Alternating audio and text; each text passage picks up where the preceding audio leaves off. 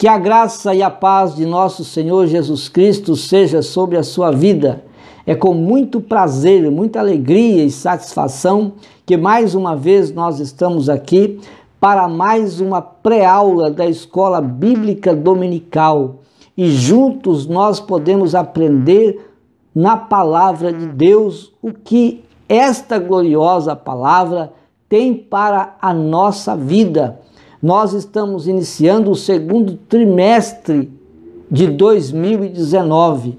Nós vamos estudar durante esses 3 meses o tabernáculo, símbolos da obra redentora de Cristo. Esta lição foi comentada pelo pastor Eli Enai Cabral. Quero pedir para você subscrever no nosso canal.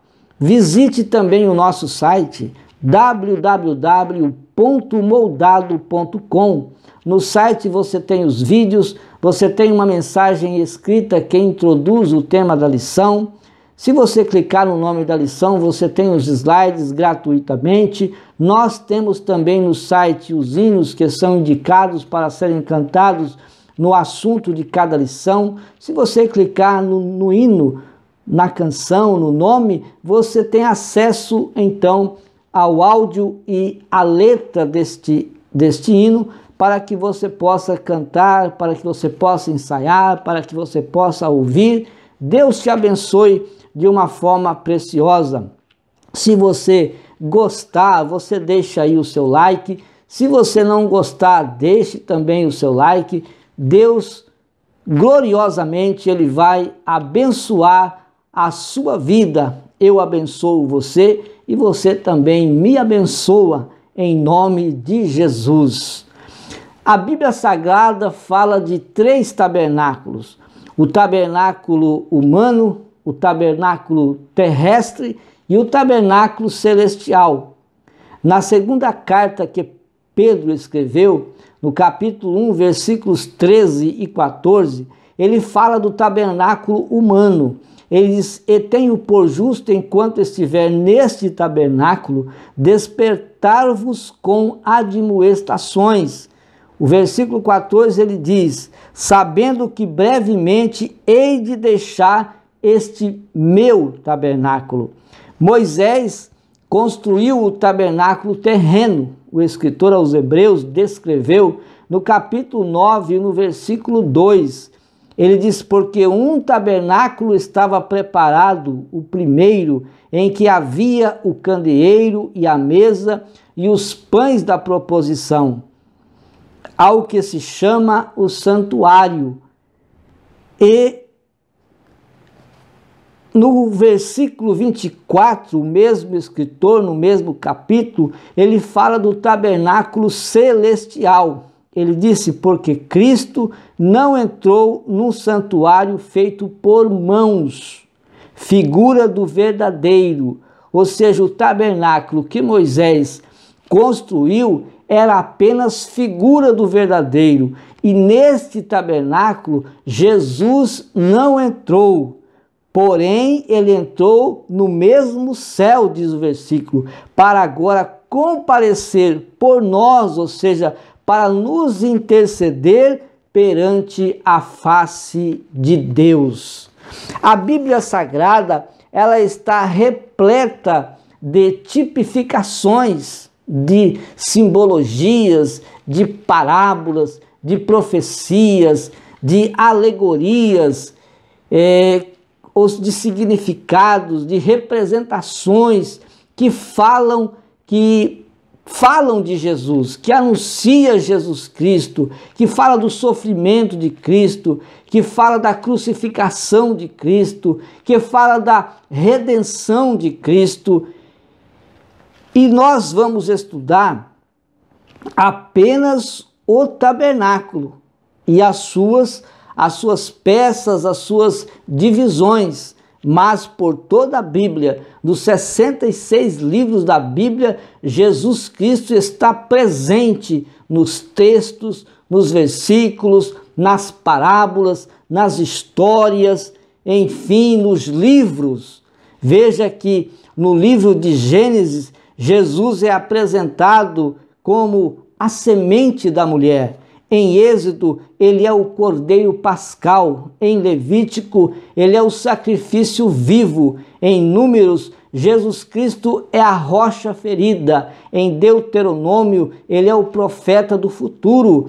Em Josué, ele é o capitão invencível. Em Juízes, ele é o legislador. Em Ruth, ele é o parente remidor. Nos 2 livros de Samuel, Jesus Cristo ele é o Rei dos Reis e Senhor dos Senhores.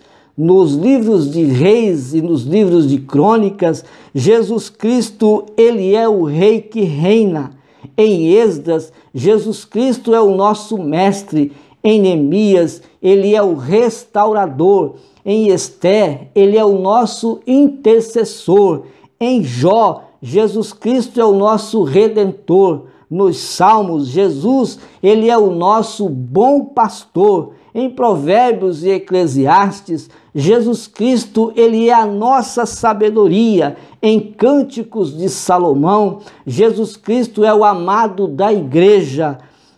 Em Isaías, Jesus é o príncipe da paz. Em Jeremias, Jesus Cristo é o renovo justo. No livro das Lamentações, Jesus é o profeta que chora.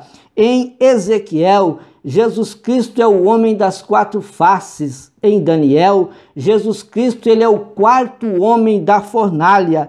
Em Oséias, Jesus é o marido fiel. Em Joel, ele é aquele que batiza com o Espírito Santo. Em Amós, ele é o carregador do nosso fardo. Em Obadias, ele é o poderoso para salvar. Em Jonas, ele é o grande missionário. Em Miqueias, ele é o mensageiro dos pés formosos. Em Naum, ele é o vingador dos eleitos de Deus. Em Abacuque, ele é o evangelista de Deus. Em Sofonias, ele é o nosso Salvador. Em Ageu, ele é o restaurador da herança perdida. Em Zacarias, ele é a fonte que purifica o pecado e a impureza. Em Malaquias, Jesus é o sol da justiça. Em Mateus, Jesus ele é o Messias prometido. Em Marcos, ele é o servo fiel e obediente. Em Lucas, Jesus é o Filho de Deus, é o Filho do homem. E em João, Jesus é o Filho de Deus. Em Atos, Jesus Cristo é o Espírito Santo ou o bom Consolador. Nas 2 cartas que Paulo escreveu aos Coríntios, Jesus Cristo é a cabeça da igreja, ou ele é aquele que santifica a igreja.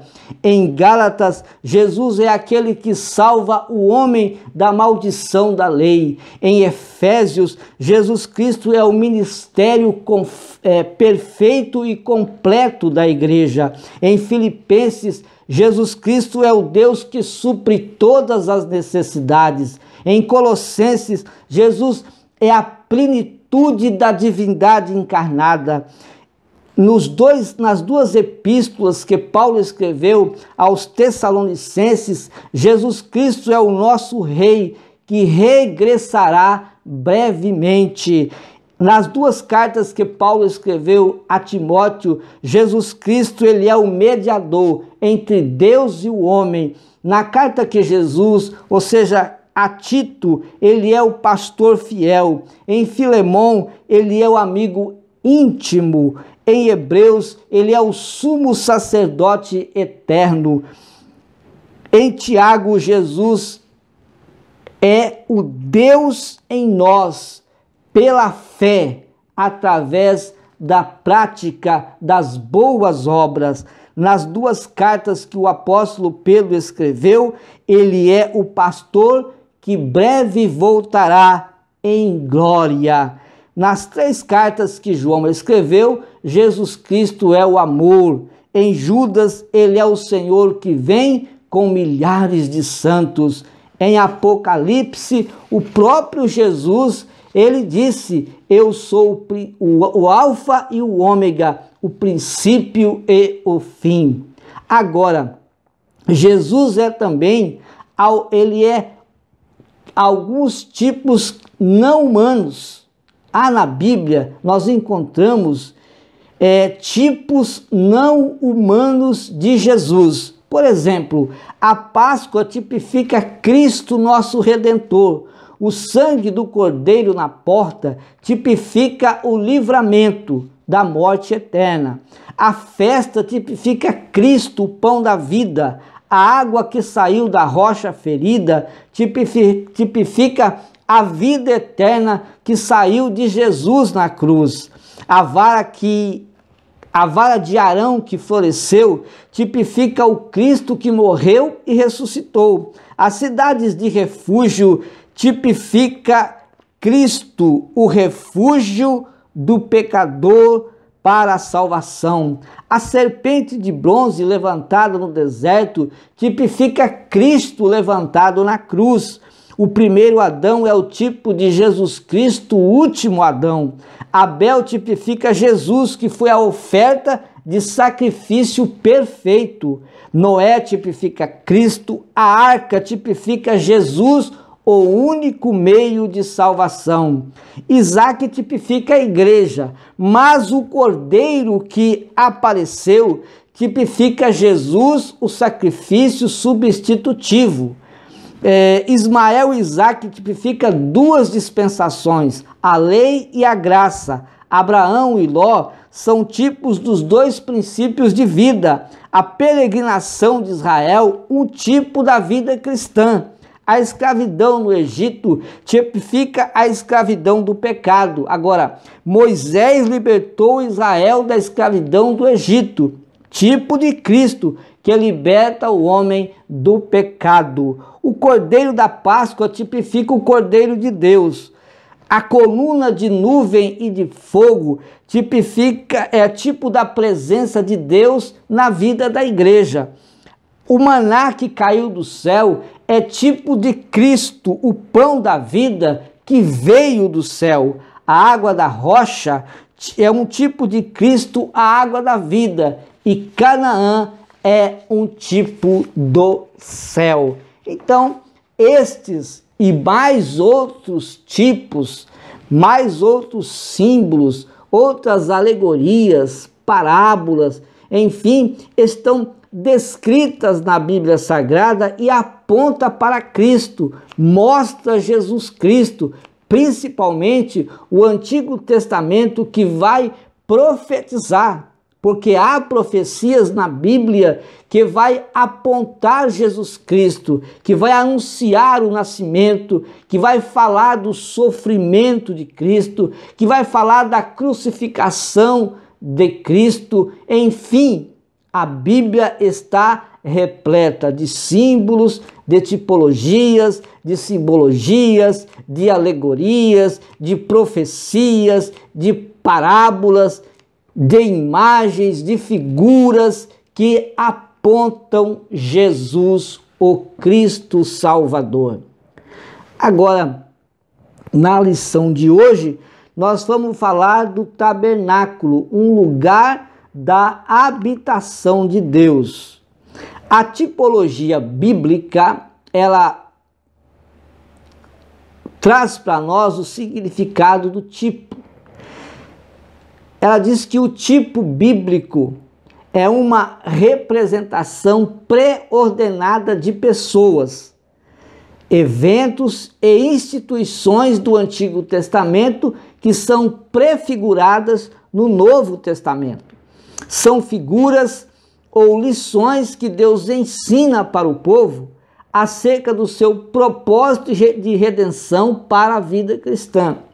A tipologia bíblica é uma mostra das coisas vindouras e não a verdadeira imagem das coisas.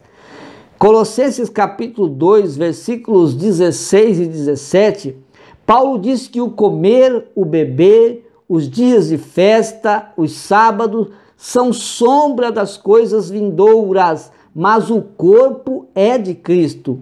Aos Hebreus capítulo 8, versículos 4 e 5, o escritor diz que a lei é figura e sombra das coisas celestiais, como Moisés foi divinamente avisado quando estava para construir o tabernáculo, porque lhe foi dito: olha, faze conforme o modelo que no monte se te mostrou.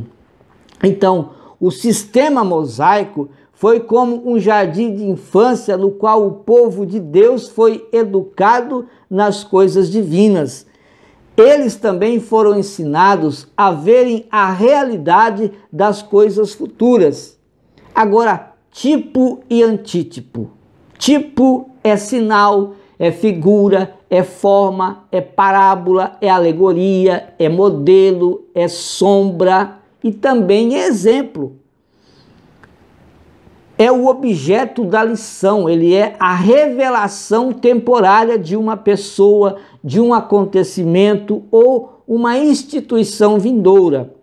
O antítipo é a verdadeira figura, é a mesma imagem. O antítipo é o cumprimento daquilo que havia sido predito.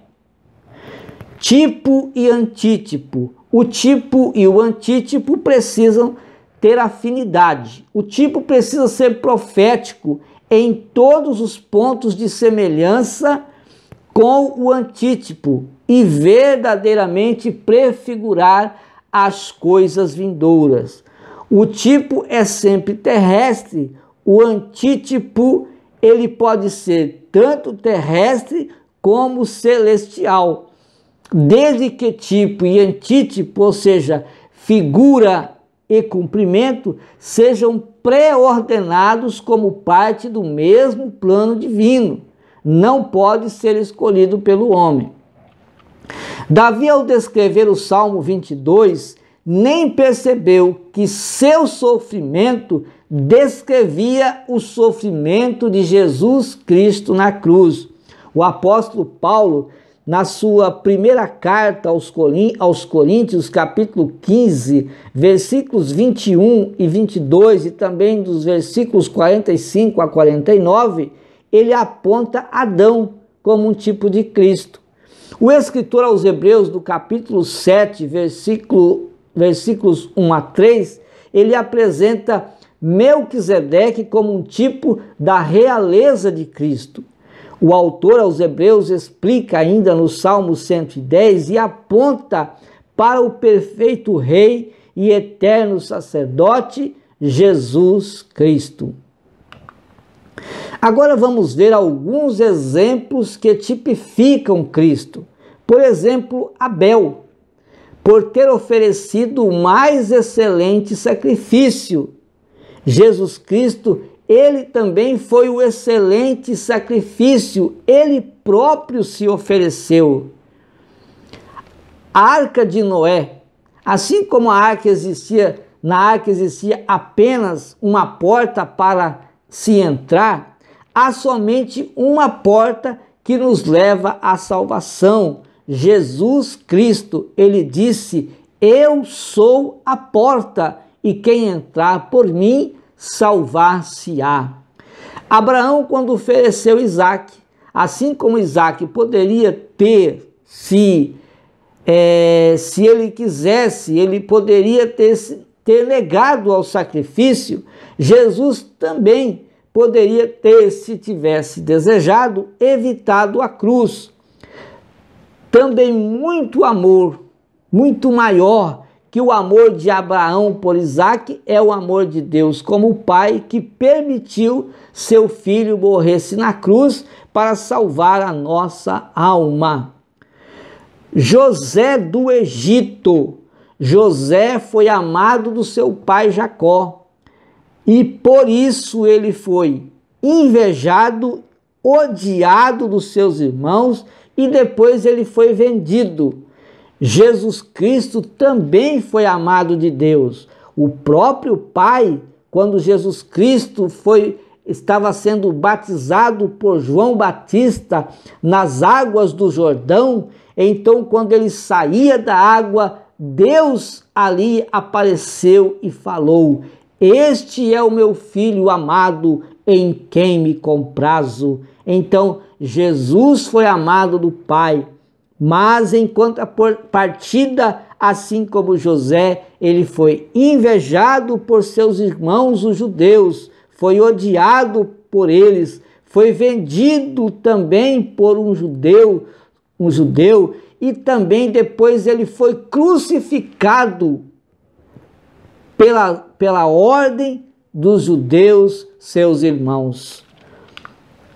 O tabernáculo, como tipo de Cristo, em paralelo entre os sacrifícios do Antigo Testamento e o Novo Testamento, é o que nós vamos ver agora. No Antigo Testamento, o concerto foi temporário. No Novo Testamento, o juramento ele é permanente. No Antigo Testamento, Arão foi o primeiro sacerdote. No Novo Testamento, Jesus é o único sumo sacerdote eterno. No Antigo Testamento, o sacerdócio era da tribo de Levi. No Novo Testamento, o sacerdócio era da tribo de Judá. Por quê? Porque Jesus descendeu da tribo de Judá. No Antigo Testamento, o ministério sacerdotal era ministrado na terra. No Novo Testamento, ele é ministrado no céu.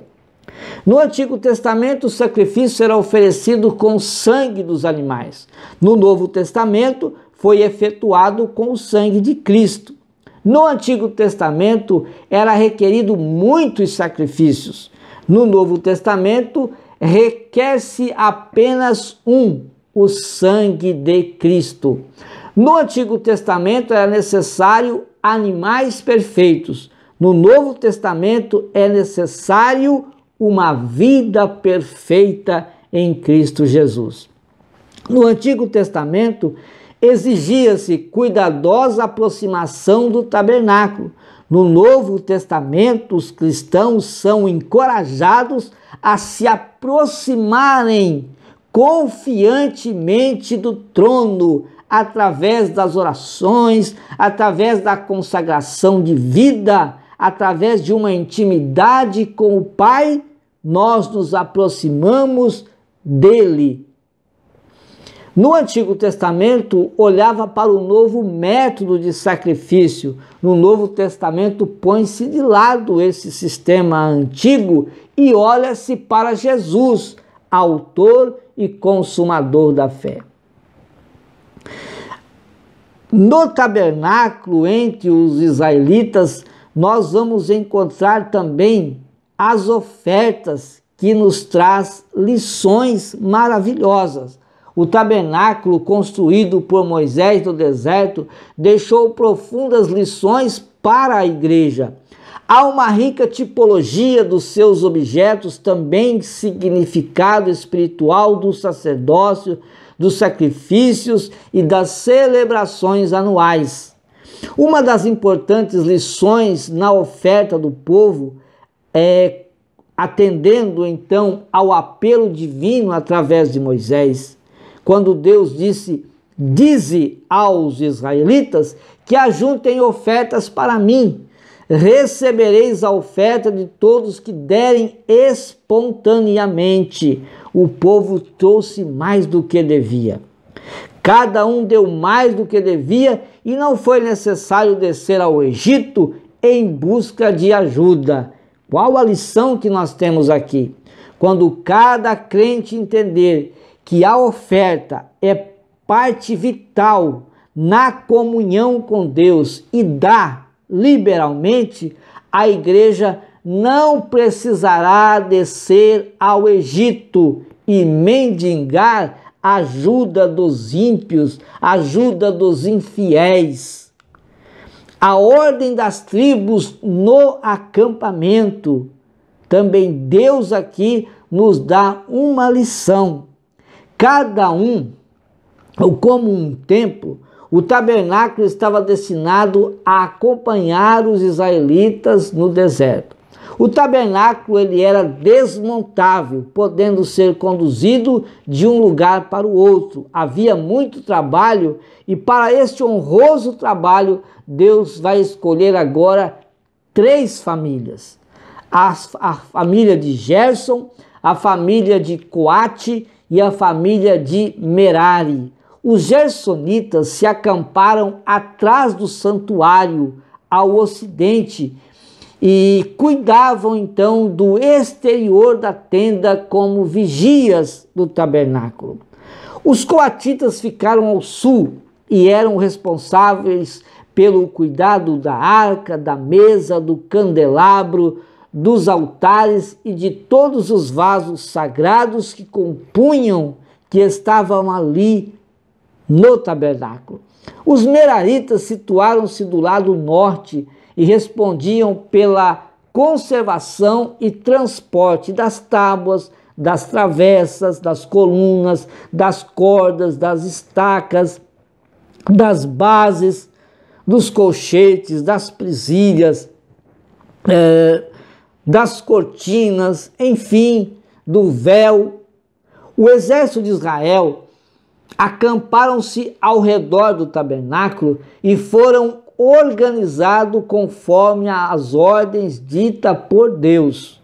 Vejamos que para o serviço de Deus, Deus escolheu 3 famílias. Depois colocou em ordem as 12 tribos de Israel. Ele nos dá um exemplo de ordem. Nós devemos sempre estar em ordem. Ele mandou lá o profeta Isaías dizer para o rei Ezequias: põe em ordem a tua casa. Isso significa que que a casa do rei não estava em ordem. Veja aí que os meraritas, eles estavam ali com 3 tribos, compunha-se de 3 tribos, Neftali, Dan e Azer, isso do lado norte. No lado sul, os coatitas, Gade, Ruben e Simeão.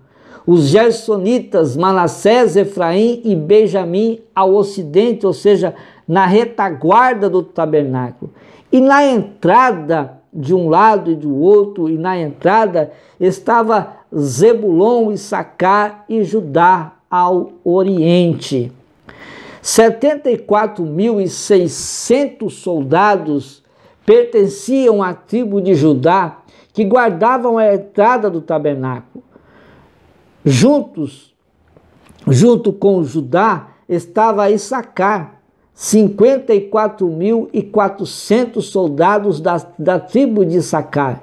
Da tribo de Zebulon, 57.400 estavam ali para guardar juntamente com Issacar e Judá a entrada do tabernáculo.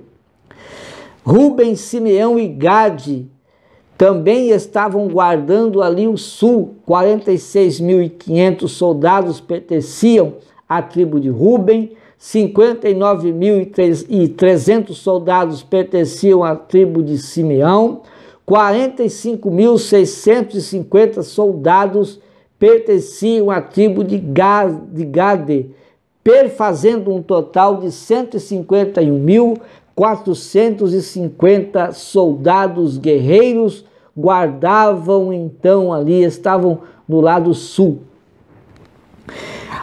As tribos de Dan, Azer e Naftali estavam do lado norte, 62.700 soldados de Dan, 41.500 de Azer e 52.400 de Naftali, perfazendo um total das tribos que estavam ao norte, 57.600 soldados. Efraim, Manassés e Benjamim estavam no lado oeste, estavam na retaguarda do tabernáculo. Efraim, 40.500 soldados pertenciam à tribo de Efraim, 32.200 soldados pertenciam à tribo de Manassés, 35.400 soldados pertenciam à tribo de Benjamim, perfazendo então aqueles soldados que estavam na retaguarda do tabernáculo, 108.600 soldados. A simbologia do tabernáculo apontava para o oriente, onde nascia o sol. Certamente apontava para Jesus, anunciado pelo profeta Malaquias como o sol da justiça, que traz salvação debaixo das suas asas. As peças principais do tabernáculo tinham a forma de cruz, também apontando para Jesus. O fato de a tribo de Judá guardar a entrada do tabernáculo é muito significativo. Quando Jacó abençoou seus filhos, ele disse a Judá, no capítulo 49, o versículo 9 de Gênesis, que ele disse que Judá é como um leão. Em Apocalipse, esta figura também aparece, apresentando Jesus como o leão da tribo de Judá. A separação entre o tabernáculo e o povo de Israel. 60 colunas de bronze separavam o tabernáculo do povo. Aponta então a separação entre Deus e o pecador. Isaías 59, 2, ele disse: mas as vossas iniquidades fazem divisão entre vós e o vosso Deus, e os vossos pecados encobrem o seu rosto de vós. O número 6 e seus múltiplos, como dessas colunas, associam-se ao número 7, que é o número de peças do tabernáculo. O 6 relaciona-se com o homem e o 7 se relaciona com Deus. Então temos no tabernáculo a comunhão ou o encontro do homem com a divindade. O número 6 é visto nos móveis internos do tabernáculo. Veja que eram sete o número de peças, mas eram 6 o número de móveis. Então, as duas fileiras dos 6 pães da proposição, os 6 braços do candelabro de ouro, quando a haste central apresenta Jesus como o tronco que sustenta as varas. Agora nós temos as colunas e os véus. Os véus eram internos, as cortinas eram externas. Em Êxodo 27, 16, lemos que à porta do átrio havia as cortinas que serviam de resguardo, ou seja, que guardava a entrada, e também servia de adorno, porque tinha lá a imagem dos querubins. Então essas cortinas tinham também, nas cortinas, havia 4 cores entre essas cortinas: azul, púrpura, carmesim e linho branco. As colunas representam a oportunidade que Deus dá para todos os homens em todo o mundo.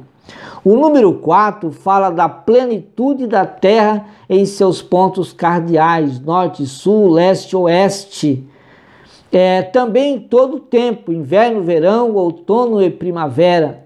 Os 4 véus que cobrem as colunas da entrada da tenda, suas cores, também são significativas e nos apontam os 4 evangelhos que descrevem o retrato de Jesus deixado pelos 4 evangelistas.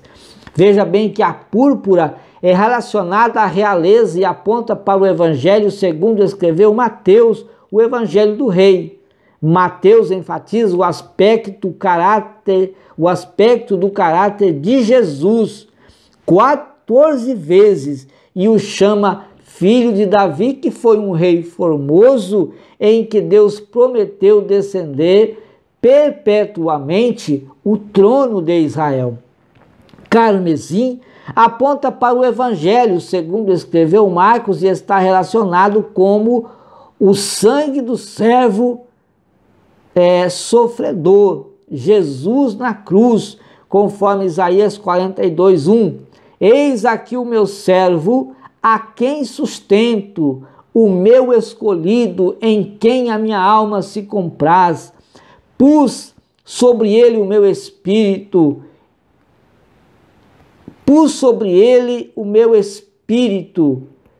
ele promulgará o direito para os gentios. O linho branco também tem um significado importante. Aponta para o Evangelho segundo escreveu Lucas, que descreveu o homem perfeito para o caráter do justo Jesus. O evangelista Lucas apresenta a pessoa do Salvador como filho do homem. É o Evangelho do Filho do Homem. O azul, essa cor indica o céu e aponta para o Evangelho de João, o Evangelho do Filho de Deus. O azul revela o profundo propósito de Deus, a constante atitude de comunhão com o Pai Celeste. Dele, a igreja receberia a graça e inspiração para uma vida santa e fiel à sua palavra. Os metais também têm um maravilhoso significado. Na entrada do pátio para o lugar santíssimo havia as colunas estavam revestidas de bronze. No pátio estava o altar de bronze e a pia também no lugar santo, e a pia, no bronze e a pia. No lugar santo estava também o bronze maciço. A pia ela se encontrava no átrio. Os textos bíblicos de Êxodo 27, 17, Números 21, 9, Jeremias 1, 18, 1 Coríntios 13, 1, 2 Coríntios 5, 21, indicam o bronze como tipo de julgamento e juízo. O bronze no tabernáculo significa julgamento do pecado. Os pregos usados também eram de bronze e apontavam para a crucificação de Jesus no madeiro. A prata estava presente nos ganchos que ostentavam as cortinas do tabernáculo e também nas faixas que as ornamentavam e nas bases que apoiavam as tábuas. Se tirarmos a prata do tabernáculo, perde-se a qualidade das bases de sustentação e as cortinas então caem por terra. Sem a obra de Jesus na cruz, não há redenção e a igreja deixa de ser igreja. A igreja é igreja porque a sua base é Cristo. Sem Jesus Cristo, a igreja deixa de ser igreja, porque nós nos fundamentamos em Cristo Jesus, o nosso Senhor, que morreu para nos salvar e está vivo, porque Ele ressuscitou ao terceiro dia e está conosco para sempre. Sem a prata nos ganchos e nas faixas, perdia-se também a beleza do tabernáculo. O que embeleza a igreja é o Espírito Santo. Sem o fruto do Espírito, a igreja deixa de ser noiva e a virgem passa a ser uma meretriz. Nós precisamos do Espírito Santo na nossa vida, porque o Espírito Santo nos ajuda, porque o Espírito Santo nos orienta, porque o Espírito Santo, ele nos dá forças para vencermos. O ouro estava presente em toda a parte interior do tabernáculo. Então, na parte interior do tabernáculo estava o ouro. Havia 5 colunas de ouro sustentadas por colchetes de ouro. A mesa com os pães da proposição era revestida de ouro. O candelabro era de ouro maciço, né? O altar no lugar santo era revestido de ouro e os querubins também eram de ouro puro. O ouro que reveste a mesa, as colunas e a arca, e de que se constituem os colchetes, o candelabro, o propiciatório e os querubins, aponta para a glória e para a realeza de Jesus. Os números também são importantes. O número 3 corresponde às 3 divisões do tabernáculo, o átrio, o santo e o santo dos santos, que indica a perfeição, a ressurreição e a renovação. O 4 relaciona-se principalmente às 4 cores das cortinas do tabernáculo, ou seja, das cores que cobriam o tabernáculo, os 4 evangelhos, os 4 pontos cardeais da terra e os 4 reinos de que fala o livro de Daniel. O número 5, na entrada do lugar santo, as 5 colunas de ouro. Jesus contou a parábola das 10 virgens, porém 5 eram prudentes. As prudentes tipifica a noiva de Cristo, sua igreja, a qual virá buscar a qualquer momento. Os 6 eram 12 pães na mesa do lugar santo, 6 em cada fileira. Ao redor da haste central do candelabro havia 6 hastes menores. O homem foi criado no 6º dia. O 7 aponta para a perfeição espiritual. As 7 dispensações, os 70 anos do cativeiro de Israel e os 7 anos da grande tribulação. O 10, a perfeita responsabilidade pessoal. Os 10 mandamentos, os dízimos, as 10 virgens, as 10 dracmas e as 10 cortinas do tabernáculo. 12, eram 12 os pães da proposição, 12 tribos de Israel, os 12 discípulos de Cristo. Também nós tínhamos no tabernáculo as tábuas. As tábuas vieram da floresta. Cada tábua, ou seja, as tábuas, elas representam os cristãos. Fomos cortados do mundo e derrubados aos pés de Cristo pelo arrependimento ao ouvirmos a sua palavra. A palavra de Deus funciona como uma espada na vida do homem para transformá-lo em um homem de Deus. As árvores são trazidas e trabalhadas para se tornarem tábuas. A nova vida é como uma árvore que, não tendo forma e trabalhada, passa a ter a forma. Então, Deus faz o mesmo com a nossa vida. Ele nos tira da floresta do pecado e nos traz para a sua casa, usa a sua ferramenta, que é a sua palavra, para nos despojar, para nos limpar de todas as impurezas. Note que essas tábuas foram revestidas de ouro. As tábuas agora vão ser revestidas de ouro. O ouro fala de realeza e glória. Revestirás as tábuas de ouro. Aqui o crente, depois de trabalhado pela palavra de Deus, limpo de todas as rugas do pecado, é glorificado com o ouro da glória de Deus, feito participante da realeza de Cristo e constituído rei e sacerdote. A base dessas tábuas eram de prata, portanto, tinha qualidade, segurança e firmeza. Todo cristão tem sua base em Cristo, nosso resgate e redenção.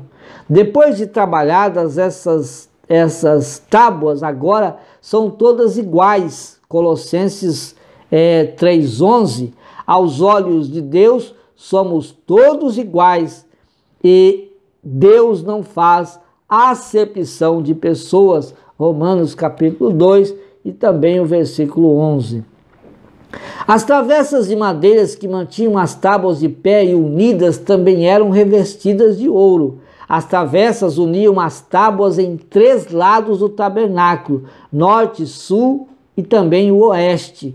A travessa do meio, ela passava de uma extremidade até a outra, apontando para a união espiritual descrita no Salmo 133, também no capítulo 17 do Evangelho de João, versículos 22 e 23. As travessas em número de 5 apontam para os ministérios também descritos na primeira carta de Paulo aos Coríntios, capítulo 12, o versículo 5, e também Efésios, capítulo 4, versículos de 9 a 13. Lá diz assim: há diversidade de dons nos serviços para o Senhor, mas Ele é o mesmo. Ele mesmo concedeu uns para uns para apóstolos, outros para profetas, outros para mestres, evangelistas e outros pastores e outros mestres, como o propósito de aperfeiçoar os santos no serviço do Senhor e edificar também a igreja para a união da fé e do conhecimento dos filhos de Deus. As cortinas do tabernáculo, o couro de texugo, o couro de carneiro, o couro de cabra, o linho torcido com imagens de querubins. As 11 cortinas que cobriam o tabernáculo mediam 15 metros de comprimento por 2 de largura. As cortinas tinham a mesma medida, eram unidas em grupo de 5, a sexta era dobrada na parte central. Havia 100 presilhas, 50 colchetes para prender essas cortinas. A cobertura da tenda era de peles de texugo, carneiro e também linho fino. A cobertura de fora para dentro, como funcionava? Peles de texugo ou golfinhos. Eram rústicas e não apresentavam beleza e não chamava a atenção de ninguém. Essa pele parecia com o deserto e apontava para Jesus, conforme Isaías 59:2, não tinha beleza e nem formosura, não havia boa aparência para que o desejássemos. Peles de carneiro em tintas de vermelho, esta cobertura simboliza expiação. O vermelho, como já vimos, tipifica o sangue de Jesus, derramado na cruz do Calvário e aponta para ele como Cordeiro de Deus que tira o pecado do mundo. João capítulo 1, versículo 29. Depois nós tínhamos as crinas de cabra, é a terceira cobertura das 11 cortinas não tingidas. Essa cobertura indica a pureza da justiça de Cristo. Jesus viveu uma vida santa, sem pecado, e por isso Jesus podia perguntar: quem dentre vós me convence de pecado? O linho fino é a quarta cobertura do santuário. Era constituída de 10 cortinas, ou seja, cortado em 10 pedaços de linho fino, feito 10 cortinas, era branco com bordas em azul. Essa cobertura em cor azul aponta para o caráter celestial de Jesus. Ele veio do céu e para lá ele irá nos levar. Conforme João 14, 1-3, ele disse: não se turbe o vosso coração, credes em Deus, credes também em mim. Na casa de meu pai há muitas moradas, vou preparar lugar para vocês e voltarei para vos levar comigo. E nós vivemos então e aguardamos esta esperança que Jesus Cristo virá para arrebatar, para levar, para tirar a sua igreja desta terra, e então nós estaremos para sempre com o Senhor. Deus abençoe ricamente a sua vida e até a próxima videoaula da Escola Bíblica Dominical. Deus te abençoe em nome de Jesus. Amém.